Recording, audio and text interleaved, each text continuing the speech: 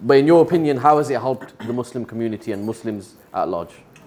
Put your hand up if you're on social media in any capacity whatsoever.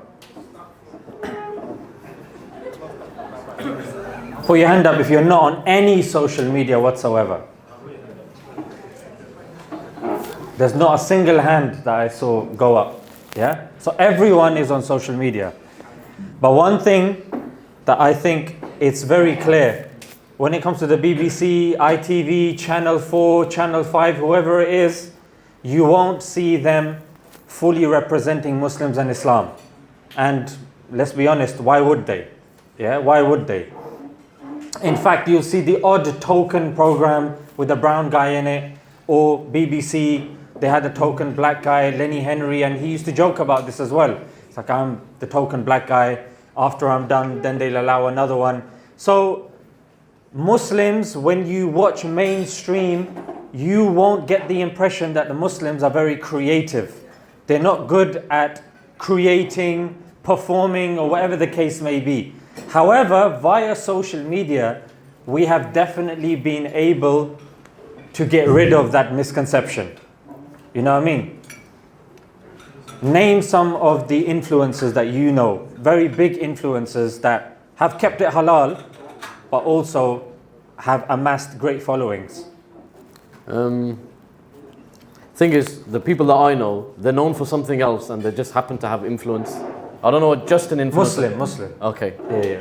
Like Islamic related. Okay, hijab, Muhammad hijab. Okay, so Muhammad hijab, mashallah, he has gone on to like borderline mainstream. Yep. So that is because of obviously his debates and stuff like that. But we also have the likes of Aki Ayman, who again was somewhat on the mainstream, like he did have a show on one of the channels.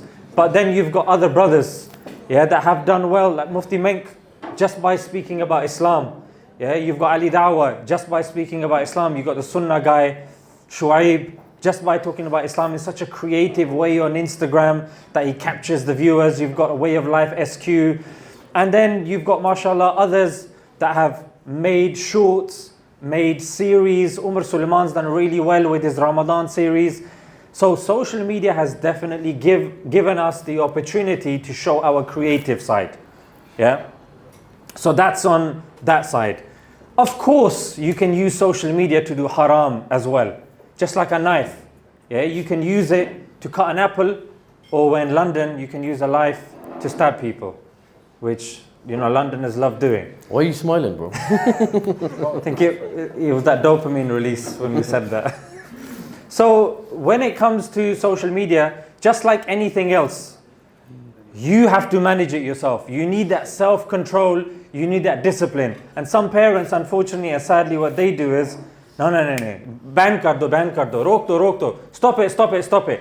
TV, no, TV khatam, radio khatam, computer khatam, game khatam. That means just end it. End this, end the games, end this, end that.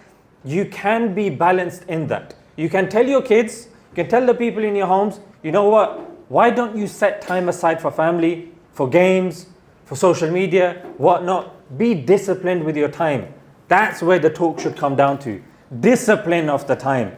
Not with regards to social media. Otherwise, tomorrow it's going to be social media on VR. Those days are coming very quickly. Virtual reality. You guys are sitting here, you watch things on a screen. Watch. A day's coming very soon that your kids are going to be sitting with you going, Dad, so you used to watch things on the screen. That's weird. Like they just put on a headset and it's there. Like they're in the movie. You know what I mean? So with us, like it's going to constantly escalate. Technology is escalating. Make sure you understand the usul and the principle, which is of self-control and discipline. Would you say there's any right or wrong age to be exposed to social media, or do you think that's subjective and it just depends on the tarbiyah of the parents and the child? That's a good question. Certain people, they're of the opinion, shelter the kids completely from all that. But the thing is, when kids go to cousins' house or schools and stuff like that, they get exposed to it and it's just sensory overload. So I hold a slightly nuanced position. I say, slowly, let your kids see that. Not be on it, but see that. but be with them to hold their hands and go, you know what, it looks like Harry Potter over here is doing this and doing that. Let me show you the behind the scenes of this. Look, there's a green screen there. Look, that's actually not real. That was CGI and this and that. You show the behind the scenes so the kids realize this is what's happening. You know what? Alhamdulillah. Alhamdulillah. Right, next question today, inshallah.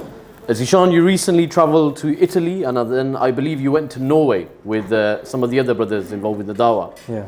How important is travel when it comes to growth as an individual?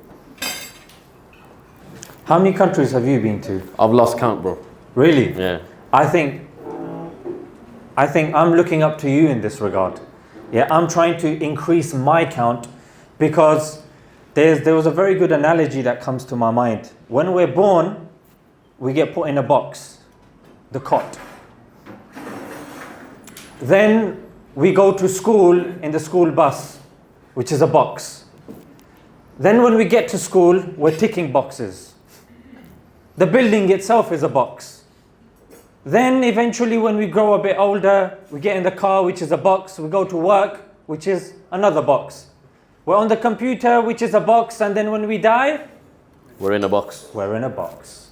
So most of life is spent in a box. True life is experienced outside of the box. We have to leave the box. And that's when you meet with people. And this is more of a lesson to myself. There's so much I learn about people and communities when I travel and when I go to another country. Like I've been Gambia and these countries, and when you see how they are with you, you're not going to pick this up from a documentary. Going there, sitting with the people, it's different. It's different and it's authentic. Seeing it on a screen, it's not the same. It's artificial.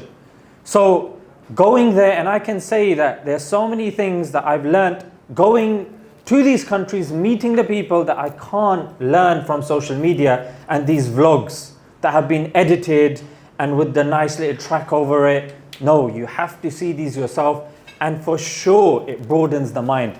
It's so, so important. Right, the next question. I've known you for a number of years now, and Umar probably knows you just as well as I do. We know that you were brought up in a single parent household, bro. Has not having a father from a young age influenced your journey? You're going deep with these questions. I'm going deep, brother. Yeah. Some people paid money to see this, bro. You need to give them the money's worth. Could have at least sorted out a nice stage, innit? Well, the stage is actually behind this. The screen doesn't fit on the stage. That's why it's here. Subhanallah. Look at this picture. It doesn't do justice. I know, man. Look at the noor that's coming off you right now, bro. It, bro. It's like you look slimmer. You should thank the people that made that poster, bro. I look anorexic. You look like a younger, better looking version of me. Don't go that far, bro. Bismillah. What was the question again? From that, yeah, to a serious question. No, I remember the question. Yeah. Brother, after the question, of course. So it actually reminds me of an individual that said that he was looking at the last 50 quarterbacks that have won the Super Bowl, and all 50 of them had a father. So this was a discussion he was having, and it's so, so important and so significant. The last 50 quarterbacks to have won the Super Bowl all had a father. That's because having a father gives stability, gives discipline, gives structure. Having a father in your life is incredibly, incredibly important. And as somebody that doesn't, I lost my father when I was 1. And I'm telling you, I'll be honest with you, vulnerable with you, that sometimes now when I look back, certain teachers, I tried, now thinking about it, I was like, maybe I was looking for that father figure from that teacher. We're always looking, but whether it's a father or a mother, those are the two relations no one can replace. People can come close, they can make an attempt, but the father and the mother, they're the father and the mother. Yeah, and it's so, so important that whatever the relationship of you and your spouse is, make sure that the mother's allowed to be in their life and the father's allowed to be in their life as well. Because sometimes certain people start weaponizing children. So that's one aspect. The other aspect is, when it comes to the gym, there's one video that I've found the most motivational. Yeah, the most motivational. And that was when they were interviewing, brace yourself. I don't like where you're going with this. Brace yourself. Go on. So they're interviewing a paedophile. All right, any of the views expressed by this guy, they don't reflect the charity, just putting that disclaimer out there. I was helping the reputation of the charity. Yeah, okay. Bismillah, okay. Go on. So this paedophile was being interviewed, and they were asking him, how do you pick your victim? And it was a serious interview, and he goes, you know what? When I'm out there and I'm scouting, I look for if the child is with parents, more specifically the father. And then he said something. He goes, if I deem the father to be a threat, then I will leave that child alone. Now, when I was watching this, the screen went black. And it said, be that threat. And then, of course, the gym motivation came afterwards. And that's so true. Yeah, if that's not going to motivate you, then what is? Whether it's obviously to go to the gym, but to stay in your children's life and to look after yourself, so you're a threat. Yeah? Now, obviously, I didn't have that. Being in primary school, people would say, I'd get my father on you, I'd get my dad on you, and this and that. And I'd be like, yeah, well, I'll get someone on you, but it's to be confirmed.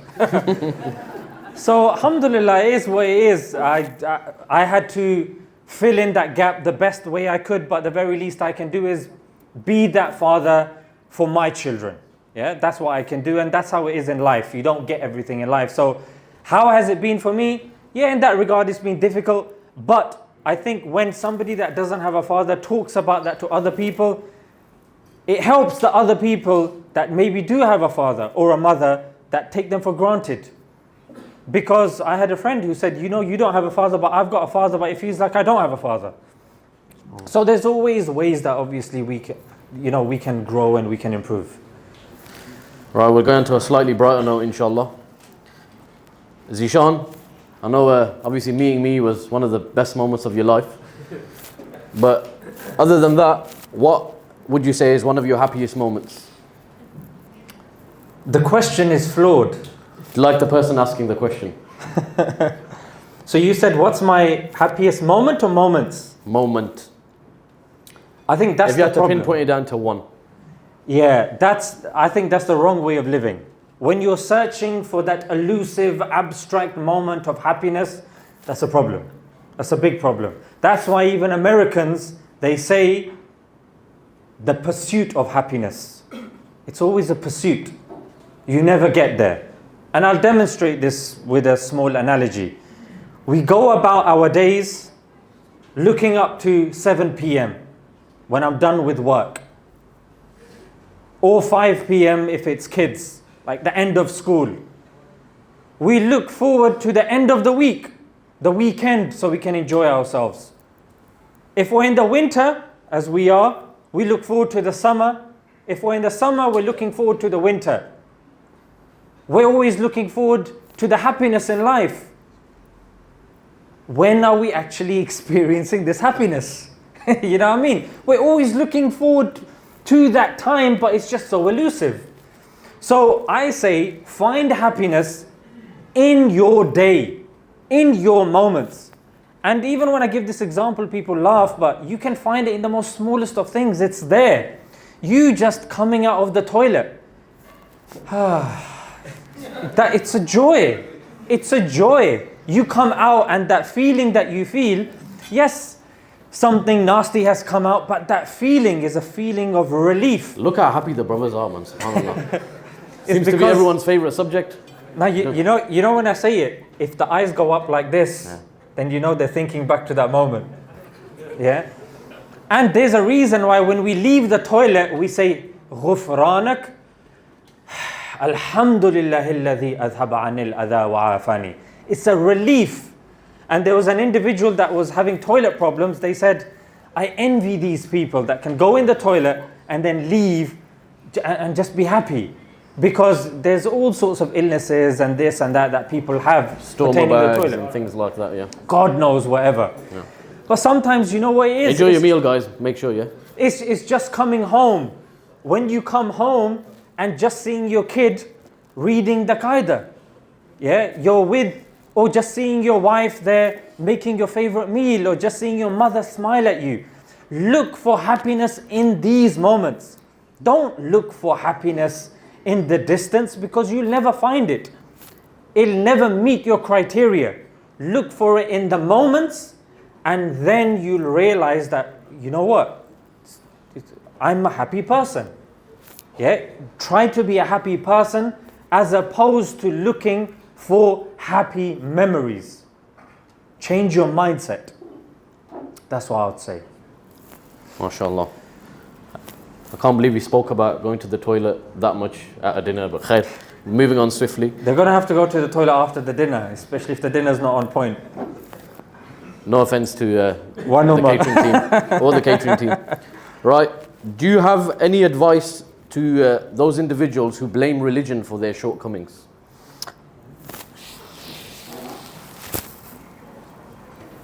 Okay, let me borrow you for this one, yeah? You're not going to get him to beat me up, are you?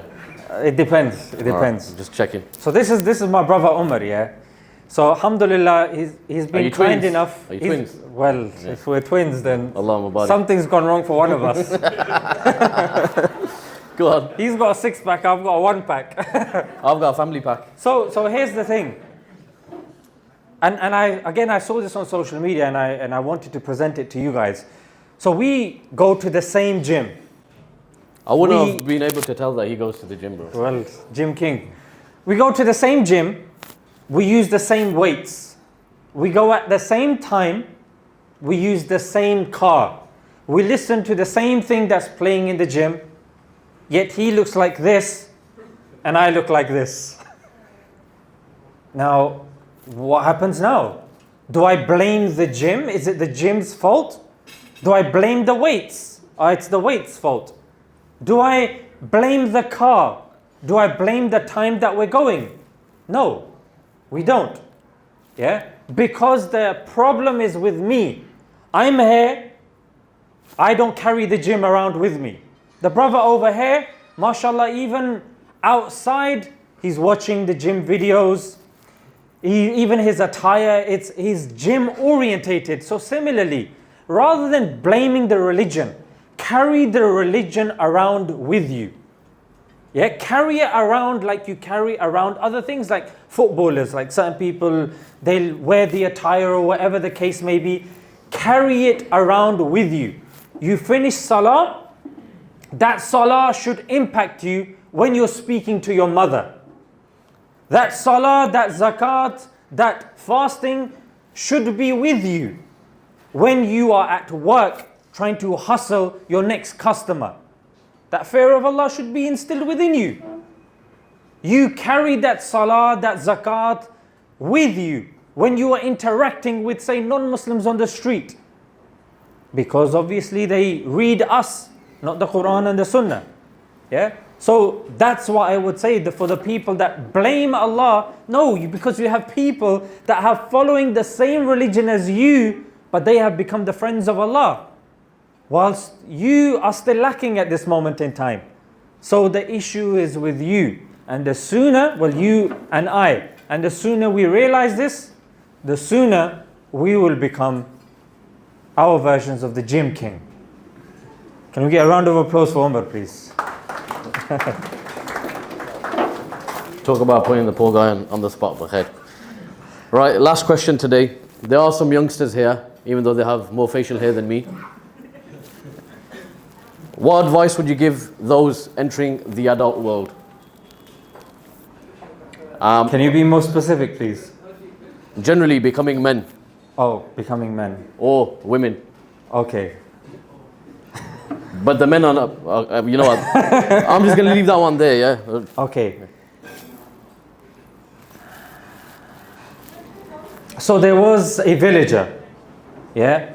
And this villager lost his horse. And the other villagers came to him and said, you must be really upset. You've lost your horse. He goes, maybe. The next day, his horse comes back with 6 other wild horses.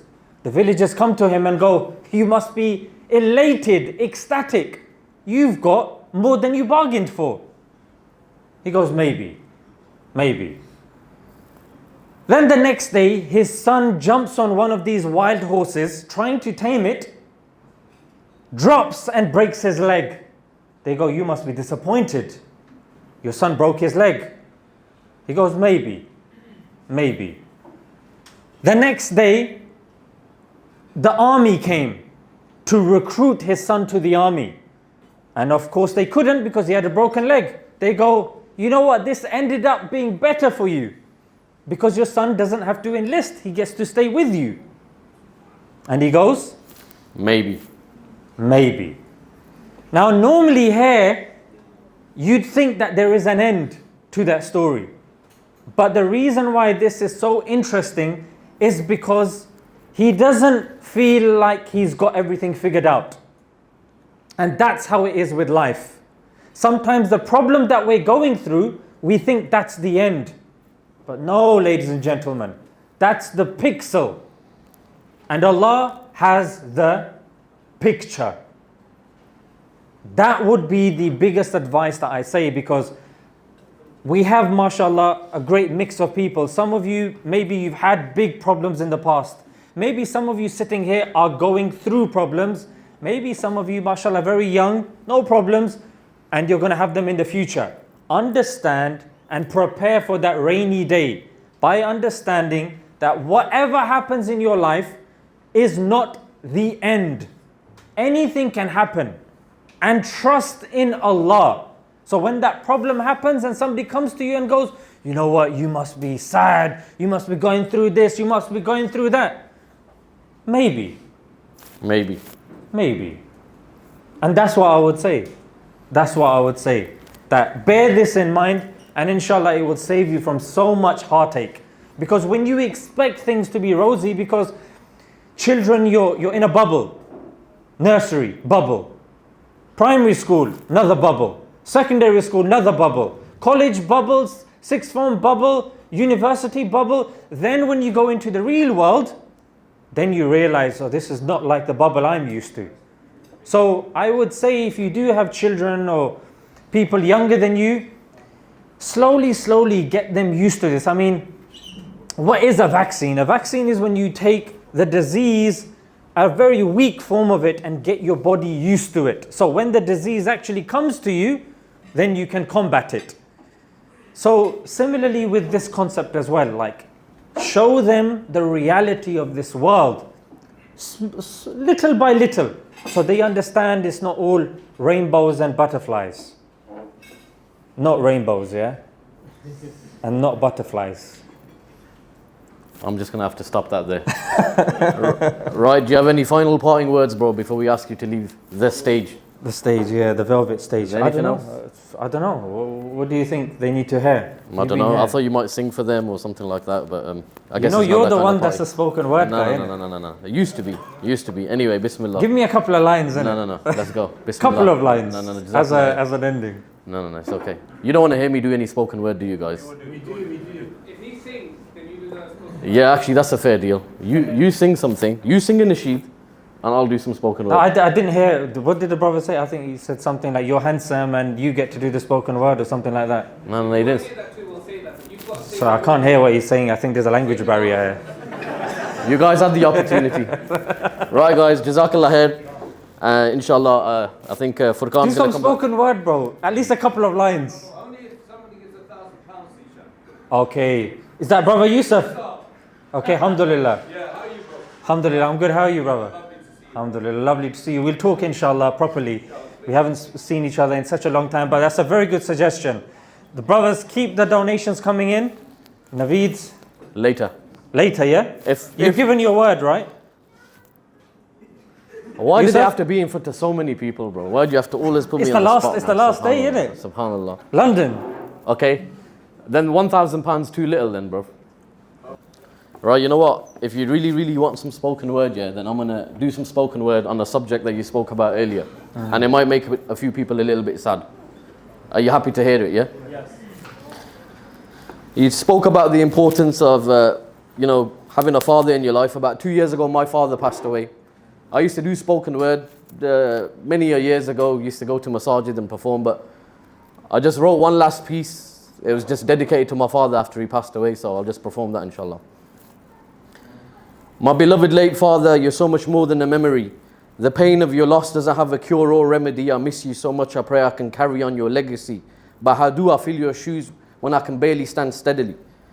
No man can ever take the place of your father. I still can't believe I had to pray your janazah. Without you, my life feels 10 times harder. I'll pray you'll be in the company of prophets and sahaba. I can never repay you for all the love that you gave, but I'll keep on walking on this path that you've paved.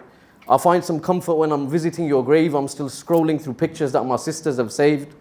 So many unsaid things and so many regrets. You gave me so much, I'll forever be in debt. All the lessons that you taught me that I'll never forget. Inshallah, you're in a better place, but I still feel upset. And though it's not easy, I still try to have sabr. I made so much dua, but I couldn't change Allah's qadr. My father, he spent his whole life in the service of others. His friends knew it. He was ill when he didn't show up for Fajr. 3 months he suffered from this cancerous disease. It was a sickness of the stomach, so inshallah he's considered as a shaheed. And that's the only thing that puts my heart at ease. If Allah took him back, then who am I to disagree? But words can't describe the pain and loss that I feel. You'll only relate if you've been through this ordeal. Yeah, everything around you starts to lose its appeal. It'll be a long time before these wounds start to heal. And giving you ghusl was my most difficult trial. I tell myself I'm okay, but I haven't been for a while. Yeah, the truth is in your shoes, I couldn't walk a mile. Anyone that knew you remembers you by your smile. It's no shame, I'm in pain, and your loss still remains. And Ramadan and Eid, they will never feel the same. In this life, I don't get to see you again, but inshallah, I'll do everything I can to bring honor to your name. It's hard, but I try and take each day as it comes, and rest assured I'll look after my sisters and mum. I honestly wish there was more I could have done. You'll always be in the du'as of your heartbroken son. And our time is decided before we're even placed in the womb. But when a loved one passes, it always feels too soon. What I wouldn't give for one more afternoon, Ya Allah, please help me to heal from this wound. And brothers and sisters, I hope you all take note.